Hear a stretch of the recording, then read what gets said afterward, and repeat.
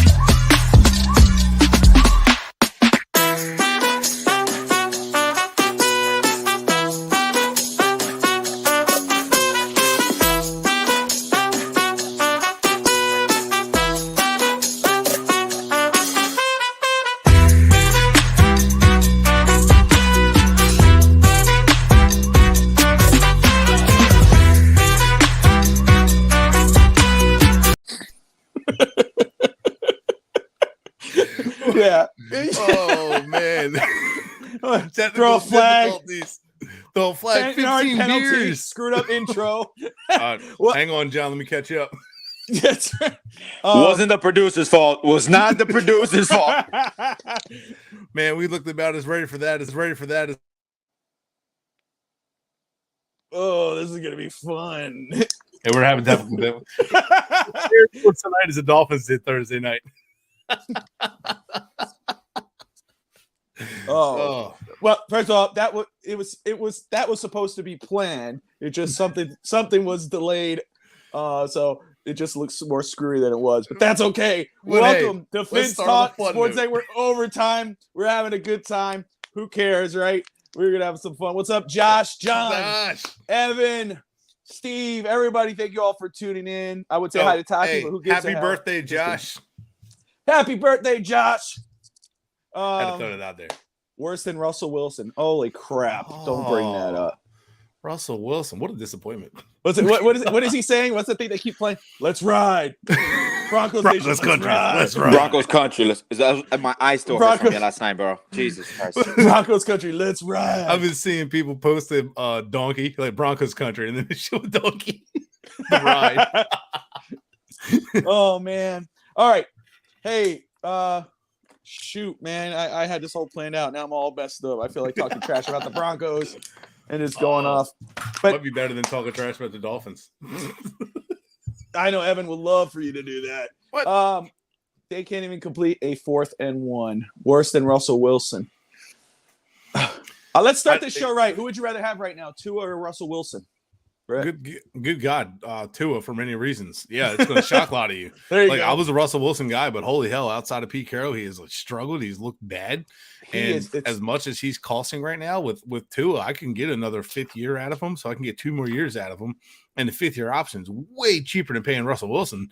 And the level of play Russell Wilson's playing at right now, you've seen Tua is a lot younger, so I can get more out of Tua than Russell Wilson, apparently. I'm not saying if it stays like as of right now, the way it's going, I'll take Tua. Yeah, no, keep Russell the hell away from. Yeah, I mean, I'm glad we didn't make that trade. I don't know what happened to him. Although we got Darrell Bevel, but whatever. Hey, and look at this too. Exactly everything that the Broncos gave up for him. I will say this too. I mean, look how it makes Pete Carroll look like a genius, and look what he did with Geno Smith. Yeah. It's very true because we were all, I think me included, a lot of us were saying that it was losing Russell Wilson. No, he wasn't like the number one reason their defense was, but Pete Carroll is starting to struggle losing, and everybody's saying his what he did worked in college is not going to work in the NFL much longer. But they're doing better than they were last year, and Geno Smith looks good, so maybe it was Pete Carroll. Who knows? Yeah. Talking about the quarterback, talking about Tua. Right now, it looks like he is out for the time being. I know everybody's guessing how long that's going to be. Right now, it's just a week. It's game by game. Yeah. But my prediction is as long as with the eye on the storm on the NFL, on the Dolphins, I don't see him coming back. I think not saying not coming back. I think it'd be like 3 weeks or so. That's my prediction. Okay. Mm-hmm. So right now, Teddy Bridgewater is going to start for the Dolphins. He's named starter unless, for now, that's how they're saying it. It's for now, but he is the starter. I know a lot. What's happening? John's response. He said fans wanted the football game and the baseball game broke out weird. Yeah, that's horrible. That's a horrible game, man. Bret Cameron said, Wake says thank you. Yes. Yeah. Yes, this can't wait. Right. Not an oak ball. This is all the way back when they still had the blue outline, the ugly, hideous blue outline. I want a throwback, but yeah. I got Cam Wake in the closet thanks to my stepdad Ralph. Gave me his jersey.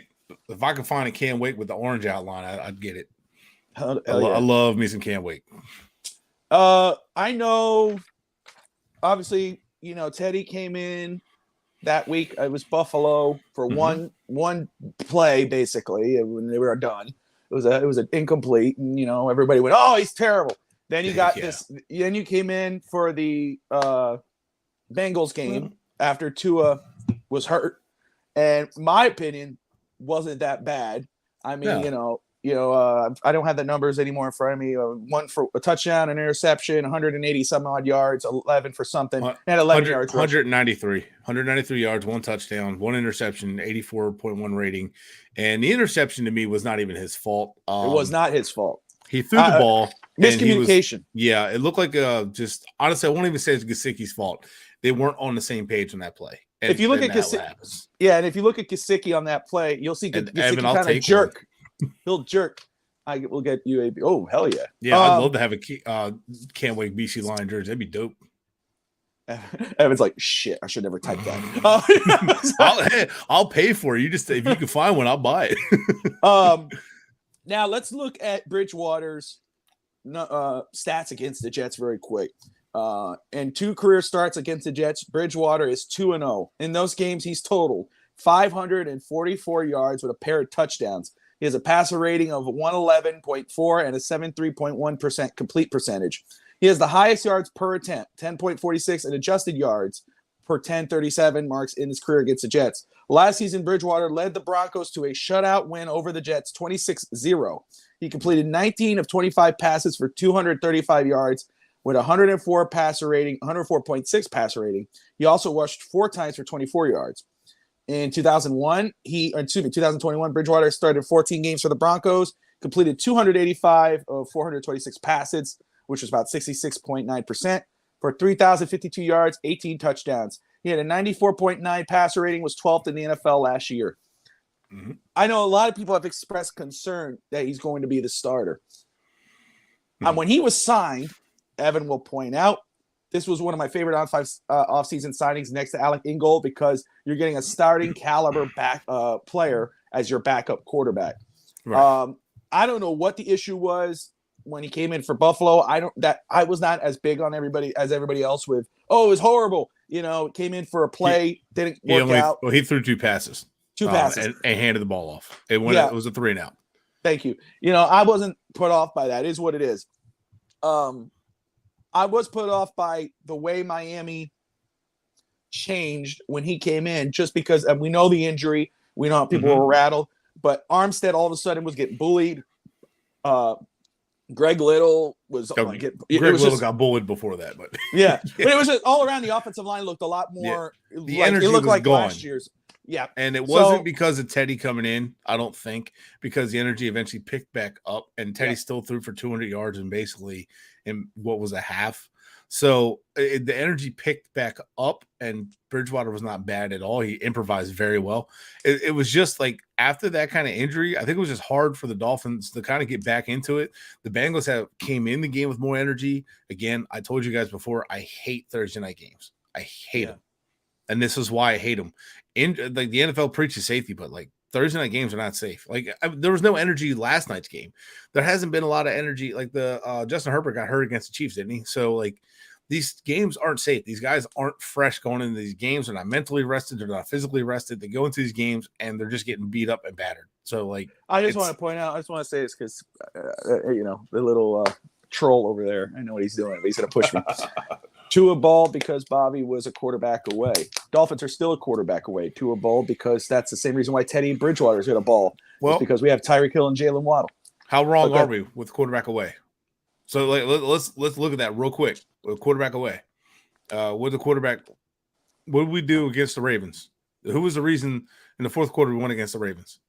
Right, the receivers did their job. Tua did his job. Right, old Tua doesn't make those plays, and we don't come back and win. Quarterback play was the reason we won against the Ravens and came back. Quarterback play and defense play did their job against the Bills. The quarterback he didn't get many snaps on offense. He did what he was supposed to do, right? So and what happened Thursday night? Quarterback didn't play very well. He held the ball, and they had a wide receiver, ran back to traffic, got hurt. So, like, that's, again, quarterback play held them back Thursday night, although Edmonds with the drop, because Tua did put a nice drive together. He did lead a good drive. He did. And that drop, I think, just showed what kind of night we were going to have, and settling for a field goal. And that sucks because, like, that could have changed the game right there. But, that's why I just want to say the Dolphins are a quarterback away. Every year, our quarterback is away. Not getting into that right now, but for whatever, every year he's away. We're not far. Like, the team is good. I have gripes about where we're lacking. Our defense needs to get better. But like, our young cornerbacks have stepped up really well, considering, we look at Buffalo, what they did against us without corners. Look at what Buffalo period has done with their scoring defense without a good majority of their starting corners and starting secondary.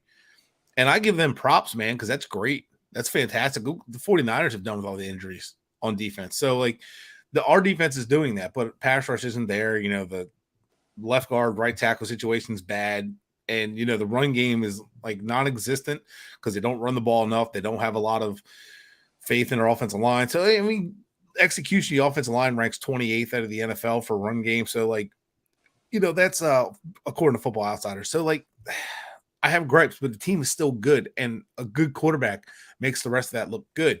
There's a reason we're 3-1 because quarterback play hasn't been much of a problem this year. It's been efficient at worst. Yeah, I want to say that. So just sticking with that, and I agree with you, Evan. And we're hoping that, I mean, there's players on defense that just need to step up. And Phillips hasn't been terrible. He just hasn't taken over games like he has the ability to. Sorry, I just want to throw it out. No, you're good. So with Teddy, with the way that he played against Cincinnati, which I didn't think was bad. I thought, it was, I know a lot of people were upset about that, but I think tempers had flared because everybody was still upset that we lost our starting quarterback. And they were expecting Teddy to be a savior when he just had to do what he did. The team wasn't going to win that game. The team was all off. But with the numbers I read you, how confident are you if Tua, I don't know how many games you think Tua is going to be out. I think it's going to be 3. That's my number right now. How confident are you in Teddy Bridgewater being the starting quarterback of the Miami Dolphins, even with Tyreek, Jalen Waddle, Ingold, who I agree has underachieved, but it's still early part of the season. Has he? I mean, I don't know that he has. So, okay. How confident am I in Teddy Bridgewater? So I'm saying Tua is out 2 to 3 weeks or 3 to 4 weeks, right? So I don't think Tua's coming back. I think optics wise, as much as it sucks, I think he should be back after a week. He should be back against Minnesota. The earliest he comes back is against Pittsburgh. However, I'm not sure that happens. Yeah. I actually have confidence. We talked about this with Brian Catt. He brought up the point that you get through the first 4 games with a winning record at minimum 2-2, and you're in good shape because this defense does well against questionable quarterbacks. Who do we have coming up? We have Zach Wilson. We have, and even if Joe Flacco has to play, we have Kirk Cousins coming up. We have Mitch Trubisky or Kenny Pickett. Kenny Pickett, thank you. So you have like 3 quarterbacks, and I'm no Pickett starting, but we don't know what's going to happen between now and then. So we know that's happening. So like we have those 3 games are winnable games. You go 2-1 in that stretch, and now you're 5-2, and then you get Tua back at 5-2. That's a really good situation. Absolutely. However, losing to the Jets puts you in a worse situation. The team you can afford to lose to is probably the Vikings because it's non-conference. But you lose to the Jets, and you're in a tough situation because now you're 3-2, and the Bills are 3-1. So if they keep winning, that puts them ahead of us again. So I'm just saying, like, to arrest, I'm confident in Bridgewater because people forget the Broncos were 5-0 last year. And everybody's like, oh, well, the defense played good, the run game played good. Okay. I think our run game can actually step up. They might run the ball a little more, but Bridgewater's a smart quarterback. He's been around the league for a long time, and they were 5-0 because he did his job. Those numbers they had in his season last year before he got hurt, he was good. He was doing well. He did his job. And I think he could do his job. All he has to do is be a game manager. And that scramble drill when Sherfield had to come back for the ball, that was perfect. Like he knows how to play. He actually rolled out the play that Tua got hurt. Bridgewater showed his veteran experience. He rolled out, but when the play broke down, he didn't run back towards that traffic. He threw the ball where either the receiver's going to catch it or it's going to be incomplete. So like that's heads up football. That's live to see another down. And that's what Tua hasn't been doing on certain situations. And Bridgewater knows when to do that. He knows a field goal is better than an interception. He knows, hey, we have another down to go. So, I'm confident that we could walk out of this 3-game stretch without Tua at 2-1. I agree with you. I think it's 2-1, or I believe we can go 2-1 for the exact same reason and the exact same games. I think Jets and I think Steelers. I think those are the 2 games where Miami could come out. Vikings is the team. I think it's Vikings and Lions scare me if he's out for 4 games. Yeah, and the reason is Lions. Man, their offense is so good, but their defense isn't. And without Tua, can we score with the Lions offense? Because the Lions offense, believe it or not, is one of the number 1 scoring offenses in the NFL. That's the thing about Miami. You see this. That's why this game I'm not as worried. I'm still concerned because the Jets are deceptively good. They could squeak out a win and they could knock you. People were saying the Bengals game was a trap game. No, that game, I didn't believe that game was a trap game. This one could be a trap game. If you look at this is a trap game. This could be a trap game is usually you're looking at a team that's a struggling team. You're looking past them because the next team on the schedule is a good team or a tougher opponent or whatever it may be. And I think a lot of people who would think that. I mean, that to me that fans could look at this and go, "Oh, it's the Jets." Is that a Dolphins koozie, Dolphins water bottle, gift from my wife? Representation, representing on this, and I'm going to use them every day on the show now. There you go. Oh, I wonder who pushed you. I think it's Evan always complaining I don't wear Dolphins gear. You're only encouraging him now. But I'll tell you why I'm confident in Teddy. For the reasons you just brought up with what he was able to do with a Broncos offense that seems to be lost with Russell Wilson, but also because with obviously the talent of the offense of the Dolphins with Mike McDaniel. Ralph brought up a great point in the comments, that for a little while we were a quarterback away, or excuse me, a coach away. But I don't think we're no longer a coach away. I believe in McDaniel. I love what he's done so far. I know it's early, but the way he's carried this football team, the way he carries himself, the energy of this football team is a lot different. Yeah. I trust this team's going to be ready. If you look what he did, and I believe you brought this up. This was brought up with man, I'm trying to think now. But what he was able to do with Jimmy G and what he was able to do, getting those teams, who's not an elite quarterback by any means, but able to perform at a high level. And of course he was he's not the head coach, offensive coordinator, still were in the Super Bowl and a game away from the Super Bowl. Right. Yeah. So I have there's a reason that Kyle Shanahan also blocked them too. So yeah, absolutely. Now look, is the Embry Bowl, John versus Tyler, even with Matt Schaub. Alex, but I'm confident. I don't think fans should be down on the idea of Teddy starting. I think, and again, even diamonds could make shit look like gold. And what I mean by that, diamonds like Tyreek and Jalen Waddle. Even if I didn't think Teddy could be I think they're going to make him look better than what he is anyway. Well, I mean, what did Tyreek end up with, like 10 catches, 160 yards or something like that Thursday? And no one even talks about that. Yeah, we didn't have the points to back it up, but I mean, we didn't get blown out. Let's be honest. I mean, in that situation, the game was what, 12-point deficit. So we're talking 12-point deficit. It's not even bad. So again, my gripes with the defense are more nitpicking than anything because we only lost by 12. We were still in the game. We lost our starting quarterback, still in the game. Look at the Patriots against the Packers. How many people are talking about, wow, congratulations to Bill Belichick. You lost your backup quarterback, then you lost your backup. You lost your starter, you lost your backup. You went to the third-string rookie, and all of a sudden, like, you're still in that game. Like, any team that goes into the third string against Aaron Rodgers and still is in the game, hats off to the coach, right? And I think that's what they did. They did a good job of getting Bridgewater thrust out there. And that's not easy to just jump into a game as a backup either. You know, you weren't getting reps all week. And now Teddy's getting reps all week. And Teddy's a smart guy. Like, if you look at his schedule, like how he's played.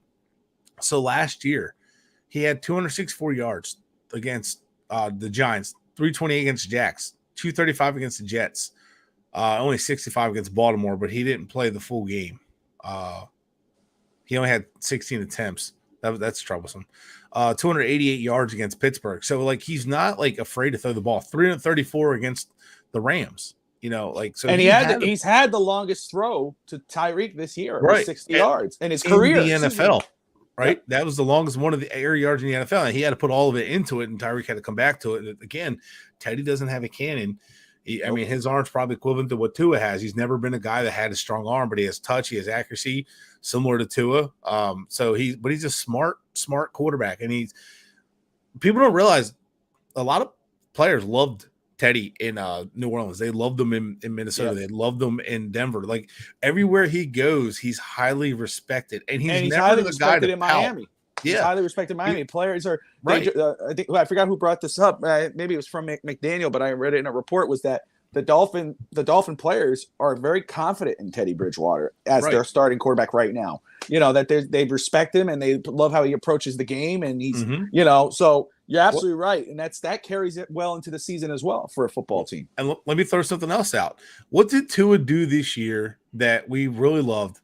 Ignore the fourth quarter because it's more of an outlier, right? Ignore the Ravens' fourth quarter because that was type of play you just don't see, right? What has he done that we can say that we're really happy with? Like, we love we love what Tua's efficiency. He's been efficient at every part of the field for the most part, right? He's not putting up huge numbers outside of that fourth quarter, but he's being efficient. He's picking the defense. He's picking his spots. He's taking his shots, and he's completing the passes. Teddy, 78 completion percent, 76 completion percent, 76. He had 43 against the Ravens, 63, 71, 69, 60, or 73, 68. So, like, he finished the year last year with 66 completion percentage.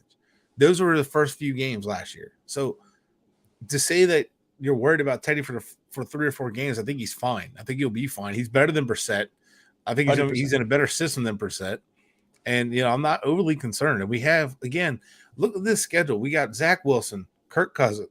And now Kirk Cousins is no slouch, but you can't force him into mistakes. Disguise your coverage, which Miami does a good job of. Trubisky or Kenny Pickett. You have Matt Stafford. You got Justin Fields. You got Jacoby Brissett. Bye week. Oh, after the bye week, you got Davis Mills, who's not having a great year. Then you got Jimmy G and the 49ers, who we know that this defense can do well against. And then here's where it starts picking up, week 14. Now you got Justin Herbert. Then you got Josh Allen.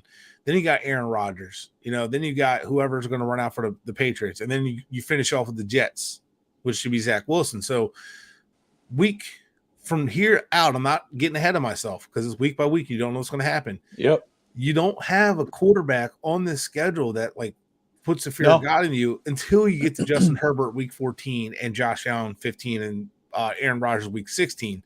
I know that's Packers a tough stretch. Great, but by that time, can they get good? Did I say Matt Stafford? No. Did he say? I meant to say, well, either way, we got Jared Goff, but not Matt Stafford. But Jared Goff has been playing well, man. The Lions, the Lions team. I mean, man, I'm Dan Campbell and those guys. I'm rooting for them, except when they play Miami. Hats off to what they're doing. I wish they had a defense because they could be a playoff team. Yeah, with that offense, but I think it's a winnable game. And to be honest with you, like, just looking at that entire schedule, I'm not concerned. And if the optics are saying, which is stupid, Tua needs to rest and sit for 4 weeks, even though he's clearing everything, sit him for what they need, 2 to 3 weeks, probably best. Let them sit and then get healthy and then, pick up where we left off. I don't know. I say minimum 2 weeks. I don't expect them for 3. Got you. All right. So let's move on from the quarterback position because, I saw some people were starting to make comments, but I'm going to hold off on that type of talk for right now because it is a conversation, but we're in the middle of the season. Xavier Howard, Byron Jones is not ready to return yet. He was out. He was on IR 4 weeks. No surprise. He's not looking to return. Xavier Howard, groin injury, questionable. Was spotted at practice today. He was spotted at practice. Yep. But if he doesn't go, Jones not on the field. He can't go. You got Needham. You got Kata Kohu. Are the Dolphins in trouble if they can't go? I mean, look, your top two corners can't go. You're in a tough situation, right? So it's obviously makes it a different game, right? And you would think, well, what did we say against the Ravens? Like we said, hey, Tua needs to take advantage of a banged up secondary. What did Dolphins and Bills do? They took advantage of a banged up secondary. Did Dolphins do it against the Bills? Not necessarily, but they didn't get their chances. The Bills kind of played that right by keeping our offense on the field to protect, or off the field to protect their defense. So that was key. So that was a part of it. Yeah, the Bills didn't want to dink and dunk, but there's a reason they dink and dunk for that long drives. And so that's honestly, that's like a concern. But if X can't go, I'm not rushing him back. I would prefer X to be out this week, and rather him be out this week and be ready to go next week, because next week you got Thielen, who's not healthy, Justin Jefferson, and they're going to sling it, and they're going to run the ball. I like that. I'd rather X sit and be healthy, because I think we can get away with this game because their receivers are young, they're inexperienced. I think you can beat them a little bit.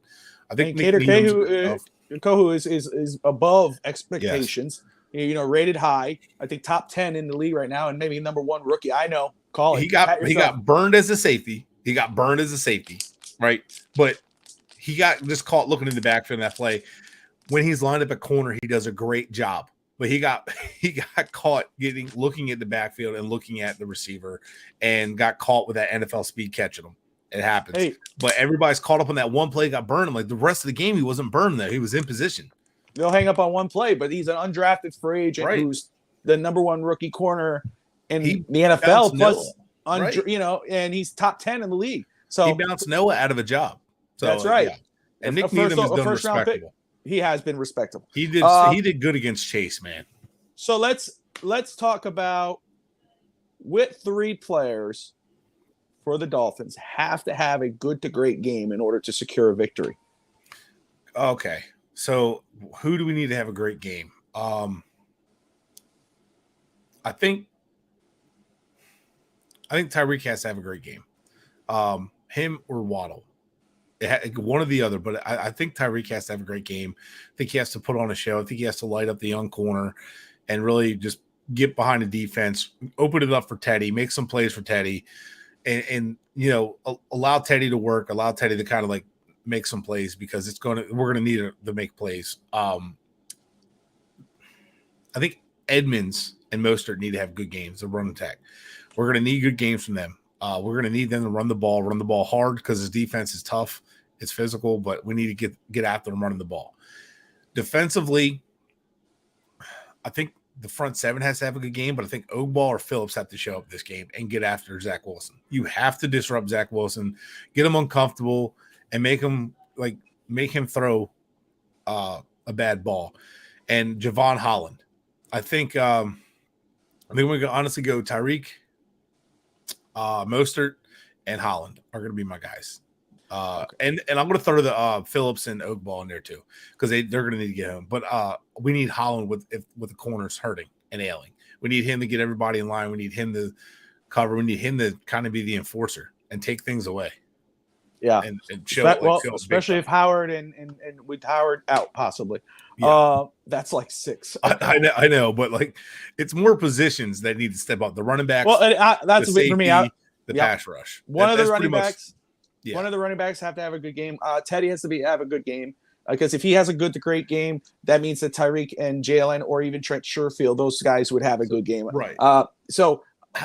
Getting Wilson back out? Wilson's been practicing. Cedric, what's going on with Wilson? That's another thing. Cedric Wilson. He's practicing, so that was good for me. I'm happy with that. That's actually pretty good. So I'm really happy with that. Wilson, I've said before, we need him on the field. Look, I like Craycraft. He's good. He makes good catches. He makes the tough plays. Does the dirty work. Same thing with Sherfield. But Wilson, like, he's got speed, and he can open up the offense even more, and which would be good for Waddle, which would be good for Hill. And mentioned Gesicki. Evan mentioned Ingold and Gesicki may wake up from the dead. Definitely could see Ingold having a game.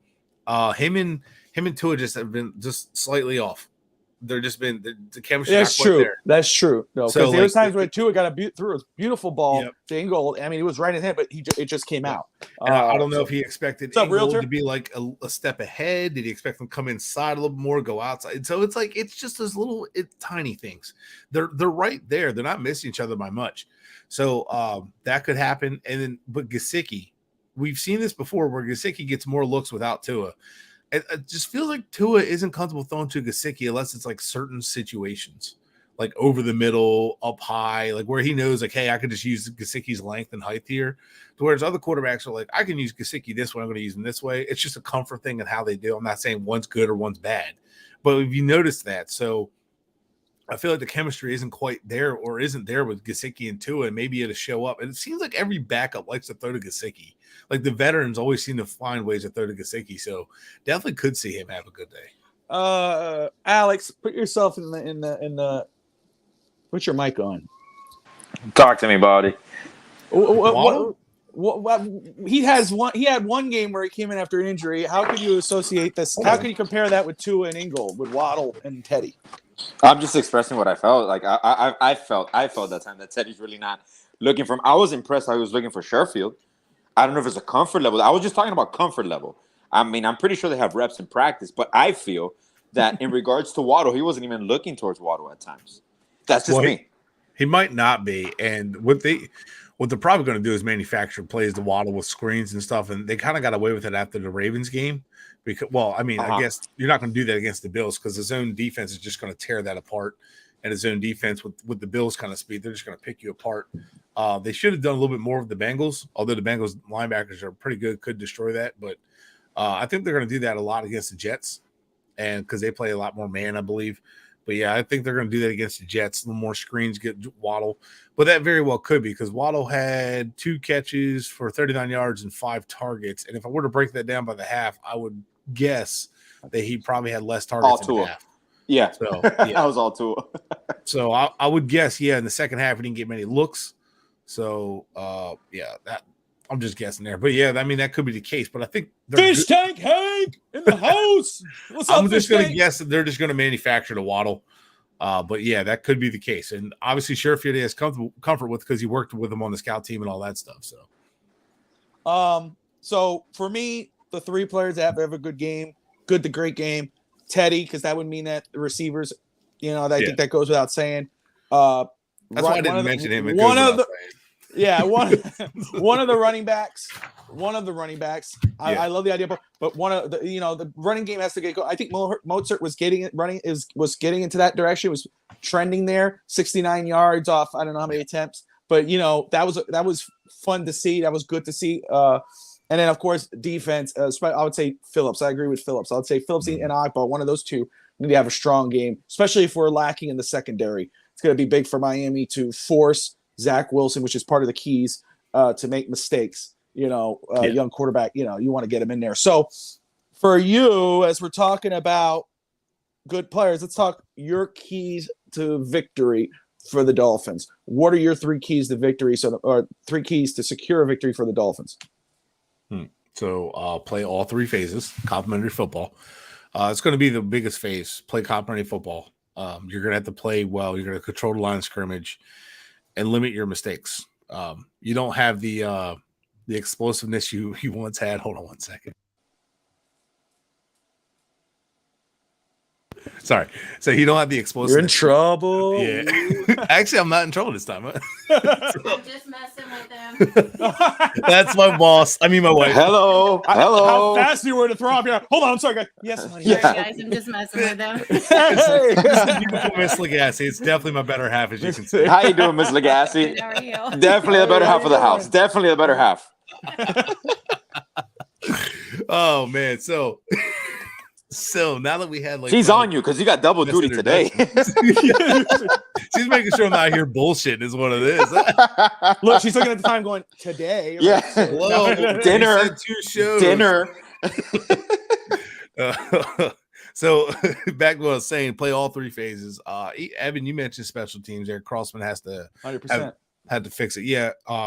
Also losing guys still, Carter still being out and Fedulum still being out. Honestly, that does hurt. No butt pump with those guys on the field. So, stop, like limit mistakes, put it all together.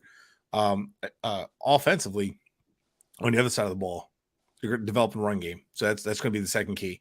Develop the run game. Get the run game going. Stop getting away from it. Our good friend Smart James told me earlier today that we rank 16th in the league in 20+ yards runs. So we have an ability to explosive runs. We just don't do it. And if you look at the yards per carry for Edmonds and Mostert, it's actually pretty high. They just have to run the ball more. We're at the bottom of the league for attempts. We've been down. So that leads me to my third and final key is get off to a hot start. No deferring, no letting your defense give up a drive for a touchdown. Stop it. Get off to a hot start. Get up early. Hit them hard, hit them often, and just keep going with it. Not just for this game, but for games after. Keep that momentum going. Do that. Make life easy for your backup quarterback. I don't care how good your backup quarterback is. You always want to try to do that. Make them comfortable coming back out in the field, which you should have been doing for Tua. But stop getting from behind. Develop that run game. Get that run game going. And obviously they know each other well. But if you get up and get that going, you can start chewing the clock and putting that out. So that's what I'll say. Those are my three keys. Play complimentary football. Get off to a hot start. And I'm still distracted from the other one. But you're going to have to just honestly just develop it. Just get the team on the same page. Honestly, they all play together and run the ball enough. Yeah, I agree. Time of possession. That's a great point, Evan. Of course, I'll hold my keys and game prediction for tomorrow for Finn's Talk today with Mr. Fish Tank. But before we get to Brett's, don't forget, I didn't do it at the top of the show because our producer messed up. I'm going to blame him for that. No.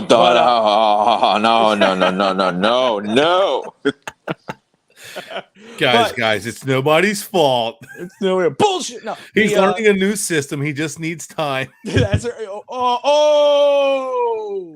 Are we one producer away? Let me say it like this. Wow, we're gonna get into that. Huh? So, you guys are watching Overtime on the Finn's Talk Sports Network. If you haven't yet, when you watch it on Twitter, Facebook, or YouTube, thank you. Smash that like and subscribe button. We got great shows tomorrow. We got Finn's Talk today with Fish Tank Hank and myself, which I want to thank everybody who tuned in. If you were watching and anybody who catches this show afterwards, everyone who watched, we were at like 7,400 some odd views for that episode from last week's episode. Thank you so much. That is epic. That is awesome. We appreciate you more than you know. And then, of course, we got Digging in the Trenches after that. We would have Overtime, but we're doing it tonight, so we're off tomorrow night, which is awesome. Even though we love talking sports, Brett and I. But Digging in the Trenches is at 2 p.m. Eastern, and we have Dolphins legend Richmond Webb coming on. Cool. So that's going to be exciting. Cap, what's up, Cap? So before we get to open discussion, since we have a little bit of time, and Alex could jump in on that as well after we do your game prediction, sir. So you did tell me, and you brought this up, that this game does concern you. You're a little worried for this game. After you've had a week, you've seen the Teddy tapes, you've been able to study a little bit. How are you feeling about this football game, and what's your final prediction? Do the Dolphins go 4-1? Oh, he's taking long. Oh, hell no. Hold on a second. You say Alex? No, I'm talking to you. Oh, me. Oh, me, yeah. Me. Alex comes in after. What? Man, I don't know. They go 4-1. They go 4-1 in this one. But, this game is going to be tough. Tougher than people think. I hope it's one of those games like Kyle Shanahan has where he just puts out a stinker, then the next week comes out and just lights it up. And they kind of did that this week, but I really could. Honestly, you know what? I honestly see them doing that. Like after a loss, coming in and stepping up and doing that. Like, hey, we put out a stinker, but we're not going to lose 2 in a row. We're going to come out and we're going to attack. I feel like if you watch what they did against the Patriots and Bills, I feel like McDaniel almost understands his division better. Almost like he understands teams better. And me personally, I think the Jets are the worst offense we're going to face compared to the first 4 offenses. Bengals haven't been great this year, but their offense is still good. The Ravens offense is still good. We've seen them do really good against a lot of teams. The Patriots offense isn't that great at all, but the Jets haven't beat anybody. So, and the Steelers pretty much took them to the wire, and they're coming off an emotional win, and usually emotional wins usually are hard to follow up and win next. So I am taking the Dolphins. I think they do come out 4-1. I just don't think it's one of those ones they're just going to walk right over them easy, but I would love to see it. Wouldn't surprise me if they blow them out either, but I just don't. Ooh. Well, okay. Well, give me a score. Give me something. Score. You know what? I think it's going to be one of them games where it's close until the end, and I think the Dolphins are going to win. I'm going to say 24-10. 24-10. I think that's fair. I think I wouldn't be surprised blowout either. Just first off, the history of Teddy with the Jets, but also recent history, but also like you said, I think McDaniel. What I love about McDaniel, first of all, the one thing I've noticed about him, first off, it looks like he's waited for this moment his whole life to be a coach. Yeah. Obviously, he's trained for this, and I know a lot. I know it's kind of crazy because a lot of coaches do, but the one thing I'll say compared to coaches like Adam Gase, who was the Broncos OC with Peyton, got a lot of hype coming in. Maybe that hype got into his head, but Brian Flores at one point, even though I'm not somebody who's going to knock Flores as much as the next person because he is a good coach, but some coaches, when they get their first time job, especially they come from that Belichick Saban tree, seem like they think they're smarter than most. Yeah. That they're smarter than everybody else, that they try to put a culture, they try to instill a tough guy culture. Joe Judge, those guys, Bill O'Brien, they try to do that and it just fails. And, they try to beat Belichick when they're not, and they haven't earned it. McDaniel, in the short time he's been here, in my opinion, even with that loss, and I know he's getting a lot of heat for what happened with Tua, but it's like I think that's just somebody trying to deflect blame, and everybody deserves a little bit of thing. I mean, a little bit of blame for what happened. Tua, the head coach, but really it's the NFL that's failed with these concussion protocols and the NFLPA. But other than that, again, the biggest change this season, in my opinion, for Tua is not Tyreek. Waddle's come back. It's been McDaniel, someone who's believed in him and the culture he's brought in. And I think, he's not trying to be smarter than everybody else, but he is, to me, and I might bite my tongue because I don't usually do this, but I think he is. I'm seeing the real deal here. Yeah. What's your 4-game assessment of Mike McDaniel so far? Or even before, obviously you had the offseason and right now. Yeah. How are you feeling about McDaniel? Well, I feel like there's plenty to look at McDaniel and say, all right, he's got to keep getting better here and here. And you deal with every coach. But it seems like he has a plan and doesn't panic. If you notice on 4th and 7, week 1, didn't panic. There was a time where the defense had their back against the wall and against the Bills, and he's telling them, relax. Like he doesn't panic, and I like that about him. He's calm. One thing I've always said to people is the teams seem to take on the personality of their coaches. The team was a pushover under Philbin, right? They were disciplined. They actually were disciplined, but Adam Gase, they were a train wreck. They were messy. They were unorganized. They were sloppy. It just shows you how they practice. And then people were saying that, hey, we don't practice like champions here.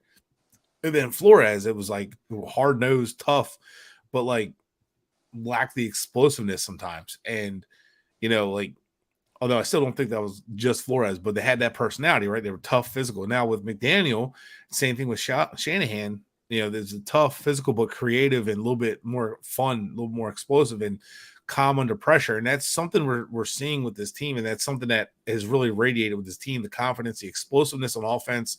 They're running routes. They have receivers are making plays that, like Craycraft. He's on 16th team or something like that, something crazy. And he's making plays and he's made 2 touchdowns and he's making catches. Sherfield's on the field. And these guys are filling in for spot duty. We've had injuries in the secondary, banged up. The defense is still doing what it can. Scoring defense has been really good. Same thing in San Francisco, right? So San Francisco's battled injuries on defense, yet their scoring defense is always good. And that's what really matters more than anything. Yes, yards are annoying to watch teams stay on the field and drive, but it's keeping them from scoring at the end of the day. And that's something that this defense has done a good job of. And again, it's something McDaniel has done, and you could tell the coaching is there. Even Eichenberg's gotten better than last year, but he's still terrible. Like Greg Little is bad, but he's not Well, no, he's bad, but but it's making it work. It's still not hindering the offense. They're finding ways around it, rolling the quarterback out and all that stuff. So he's finding ways to take the weaknesses and hide them and not stop letting teams exploit them. I saw things that I want to see him do better offensively. I want to see him run the ball more, but that's why I said get ahead early. And that's one thing I don't like, the deferring and sometimes the challenges and the timeouts. Like, get a little bit better at those. Well, Evan brought up during the postgame show last week, was that it was after the Bengals loss, that the team is a second half football team. The first half they struggle, and I say that's a problem. The Dolphins need to, on all three phases, but they need in all four quarters they need to play well, especially if you want to compete against the best. And so that's a great point. This is something Evan brought up, and that's going to happen. You're going to have games where every season it's a season within a season, right? Like you have like 4 seasons in a year, right? Usually, because it used to be 16 games, you break it up in 4s, and that's usually how some coaches will look at it. You got this stretch of 4 games, and everybody has their own way of looking at it, but that's the way a lot of people look at it. And you say, like, especially when you're getting into like injuries and stuff, you kind of look at it as a 4-4, but you're going to have games where like you're going to be like flat in the first half and you're going to come back in the second half and just light it up. And it's going to be a tight game in the first half and you're going to come out and just separate. Every good team, good offense does that. Second half, they get better. They see things that they did in the first half and you adjust. That's a sign of good coaching. How many times have you seen us go 3-0 or it's 3-3 in the first half, rolling down 3-0 against the Bills last year? The game we lost 56-21, I think, or we were only losing like 3-0 in the first half or something like that. Like, or one of those games against the Bills, and then the second half the Bills adjusted, we didn't. So that's a sign of a good coach, right? So that's going to happen. But sometimes you want to see games where the team comes out in the entire first half and just takes over. Yeah. So that's what you want to. You want to see them come out from start to finish and win the game. And I would just want to remind people too that it's just, you got to remember, he's a rookie head coach. He's still learning. I mean, he learned from great coaches too, from Kyle to Mike, and from good coaches and Dan Quinn, Kubiak. From Gary Kubiak. Sorry, but Kubiak is one of the best coaches, and no one gives him any credit. No, he doesn't. He's such a great coach. But he's learned from the best, but he's still a rookie coach. There's time management issues, and so I expect those to happen, and we'll criticize as we go because that's what we like. We like to point stuff out, but he's a rookie coach, right? So I've been very happy with that. And this is going to be telling. Here's where he's got a lot of media attention in his ear. Hey, what about Tua? What about Tua? What are you doing about Tua? So now he's got to make this decision. Hey, it's all your fault. Why did you do this and this and that? And I'm sorry, but the guy, like, he cares about his players. He's not. Did he make a mistake putting Tua back in? Yeah. Maybe he got caught up in the competition a little bit with the Bills game. Probably. Whatever. He's not the first coach to do it. Harbaugh's done it. Coach Taylor's done it in the Bengals. So whatever. He's making mistakes, but now he's got all the media in his ear. He's 3-1 coming off that stretch. He lost his starting quarterback. Here's where you find out the character of the coach in this stretch. Does he rely on Boyer? Does he rely on Embry? Does he rely on his Bevel? Does he rely on his like experienced coaches? And guys who have like either been interim coaches or have been assistant head coaches. Oh, and by the way, Stewsville's still on the team as an assistant head coach who still understands this roster very well, who has been in situations as an assistant head coach since the Bronco days. A guy so he has all these guys to rely on, and he put them there in place. So now we see what this coaching staff is made of. Now we see what Mike McDaniel is made of. And I get the feeling that he's going to rely on his guys. He's not a prideful guy where he's like, oh, no, it's my call. I think he's going to go to Boyer and say, listen, the Jets. How does your defensive plan do it? What can I do? I'm sure he's going to go to all of his coaches and say, how do you see this? What do you think about this? And that's where you're going to find out what kind of coach he is. And I think we're going to find out at the end of the day that he's a legit coach. And the team's going to be scrappy all the way to the end, even if they miss the playoffs. So. Yeah, and you know what though? I mean, anything could happen.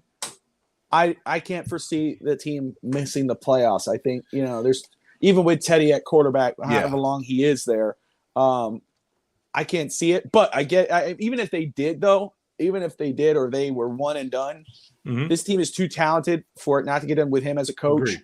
That I think this team is trending upwards as Coach McDaniel. He relies on himself. He's created a lot of talent, 100%. And I don't care what anybody says. The backup quarterback having to play is not easy. No. Unless you are like a starter and you have that young phenomenal rookie, or like in those rare situations, a Ben Roethlisberger situation, those situations don't happen too often. So like when you're a coach and your backup has to come in and you're still keeping afloat and winning games, look at the Cowboys. That's a plus on the coach. So yeah. I just want to say one thing very quick. I'm watching Cap and Bleezy. These guys, Bleezy, we're glad you're doing okay, man. Everyone who's been in Florida has been affected by the hurricane and all that, and I just love to see that looking out for each other, the Finns family and all that. That is awesome. That just makes me feel good. I love that, guys, and that's why we deserve a damn championship more than anything. Is all the hell we've gone through, just as Dolphin fans in general, and just the chemistry and the friendships between everybody. Oh, Evan might be right there. What did Evan say? Steve is right. This is a quarterback friendly system. Very quarterback friendly. But McDaniel knows how to coach a quarterbacks up. He's been doing that with McVay and all the other guys for a while. So yeah, he knows how to do it with LaFleur. And Teddy, could he be a starter on a bunch of teams? Yeah, I think so. Honestly, yeah, for sure. At this point, yeah, I mean, he could be. I think he should be the starter in Denver. Yeah, he needs to be the starter in Denver right now. Hell, shit. I mean, they traded all that for Russell Wilson. I mean, I'm sure Teddy Bridgewater could have played better than that. And I know Bridgewater's banged up, had injuries and all this stuff, but damn, man, like Russell Wilson's been a bust so far. Like, damn, Teddy was better for the first 5 games than Wilson was. And that was Teddy's first year in Denver, I think, wasn't it? Yeah. Or maybe not. It was the second year, no? Second. Maybe it was second year, yeah. But that's why, Hank brought it up in the comments a little earlier that this offense is going to score a lot of points with Teddy. They could, but maybe against the Jets. And, I'll talk about the score tomorrow, Fish Tank. I know we'll do our predictions, but I mean, again, just reading off these numbers very quick. The last time he played the Jets last season, Bridgewater led the Broncos to a shutout win, 26-0.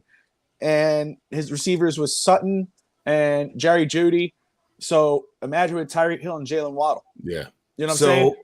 Well, yeah, I mean, look what he did. Like, he was in New Orleans, Carolina, and Denver, and he's done well. He's thrown 1,300 yards, 9 touchdowns in 5 games. Right, 15 games through 3,700, 15 touchdowns, 11 interceptions. And then last year, that was with Carolina. Now, last year in 14 games, 3,000 yards, 18 touchdowns, 7 interceptions. What he's shown to be is a game manager. Now, they went 5-0 with the Saints.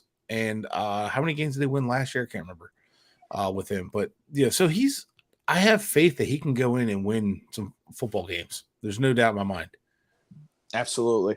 Running up on the 53-minute mark, we got huddle up and wait right after. Bret is pulling double duty today. Yes, sir.